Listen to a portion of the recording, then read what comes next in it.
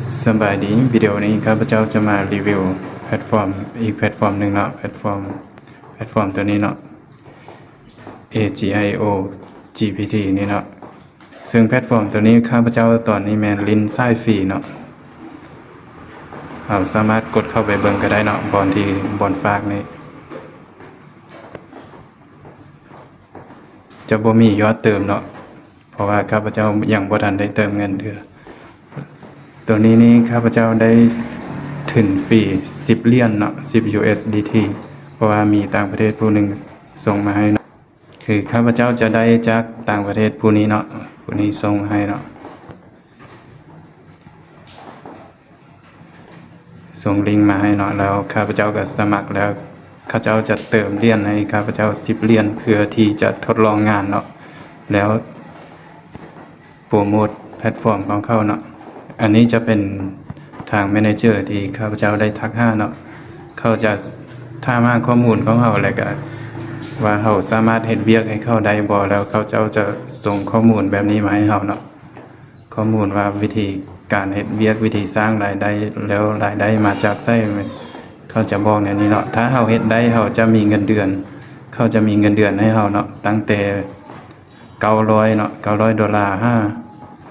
5,000ต่อเดือนเนาะอันนี้จะเป็นข้อมูลที่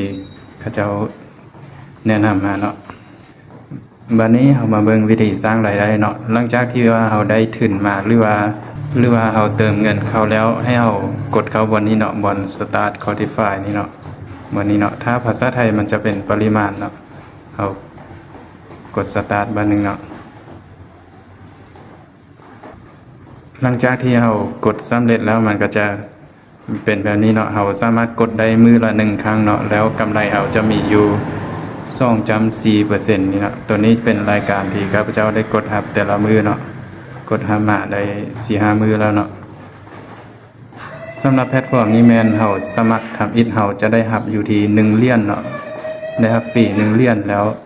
เราเติมเงินเข้ามา10เหรียญแล้วเราจะสร้างกำไรได้มือละ 2.5% แต่ตัวนี้ข้าพเจ้าบ่ได้เติมเนาะเพราะว่าได้ทุนจากทา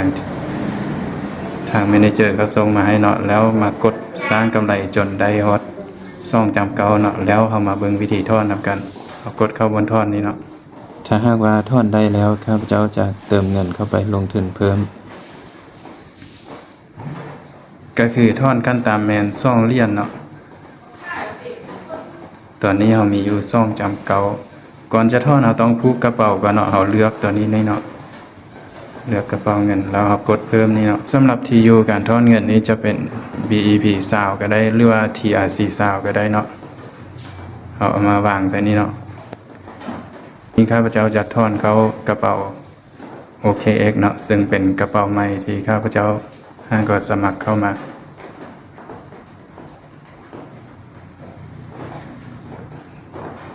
แล้วกดเข้าบน Asset นี่เนาะสำหรับกระเป๋าในการถอนเราสามารถใส่กระเป๋าได้ก็ได้เนาะที่ว่ามีเครือข่าย TRC ซาวหรือว่า BEP ซาวเนาะเลือก USDT เลือกเป็น TRC ซาวเนาะเราคัดลอกเอาเลขกระเป๋านี้เนาะ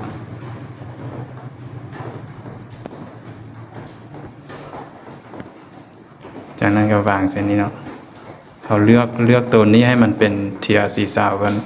ก็เนาะตัวไม้ติกนี่เนาะ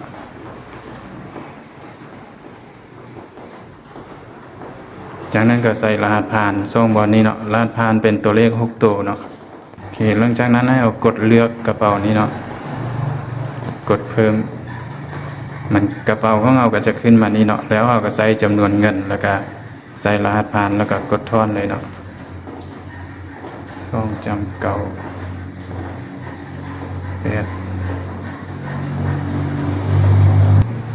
เขาถอนอยู่2.98มันจะบ่มีค่าธรรมเนียมเนาะครั้งทำอิฐนี้จะบ่มีค่าธรรมเนียมเราจะได้รับตามนี้เนาะบ่แน่ใจว่าครั้งที่2มันจะมีหรือบ่ค่าธรรมเนียมจากนั้นเราก็กดถอนเลย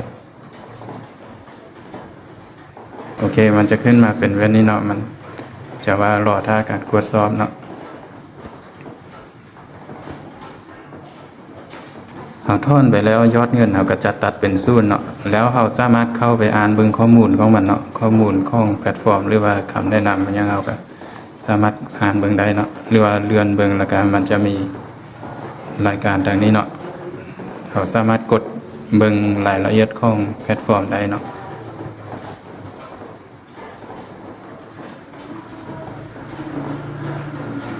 พอกดเข้าบนคำแนะนำมันก็จะขึ้นมาแบบนี้เนาะข้อมูลกัน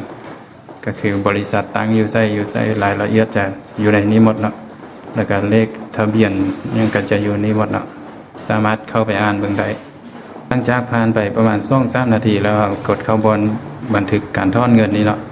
ถือว่าถอนสำเร็จแล้วเนาะมันขึ้นมาเป็นถอนสำเร็จแล้วเราก็เข้าไปเบิ่งกระเป๋า OKX ของเราเนาะว่ามันขึ้นมาแล้วบ่เนาะโอเคที่ว่ามันขึ้นมาแล้วเนาะ deposit นี่เนาะ deposit processing แปลว่ารอท่ายืนยันเนาะ2.98เนาะเข้ามาตามจำนวนที่เราถอนเนาะสำหรับกระเป๋า OKX นี่ก็จะเป็นกระเป๋าในการซื้อขายแบบ P2P ขายคือกับ Binance ก็ได้เนาะหรือว่าจะสามารถเทรดฟิวเจอร์เทรดสปอตก็ได้เนาะส่วนไพ่ที่ยังบ่ทันมีกระเป๋านี้ก็สามารถสมัครได้เนาะโหลดอยู่ใน Play Store กระเป๋านี้มันจะมีรางวัลหลายๆรางวัลให้เราเล่นเนาะคือเราสมัครสำเร็จแล้วเอา KYC ยืนยันตัวตนด้วยพาสปอร์ตหรือว่าใบขับขี่เนาะที่ว่าเป็นภาษาอังกฤษเขาจะได้รับรางวัลเนาะมันจะมีรางวัลอยู่นี่เนาะ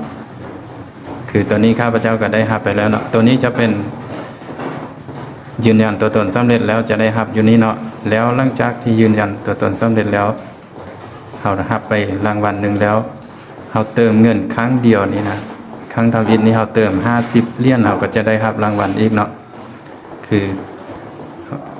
เขามาเบิ่งวันนี้เนาะบอลรางวัลที่ข้าพเจ้าได้รับมาแล้วเนาะคือเมื่อวานนี้ข้าพเจ้ารับมาเป็นรางวัลเป็นอีเธอเรียมเนาะส่วนมื้อนี้เป็น BTC เนาะ0.03 ตัวแล้วกัน127นี่จะเท่ากับประมาณ 7-8 เหรียญนี่แหละเนาะ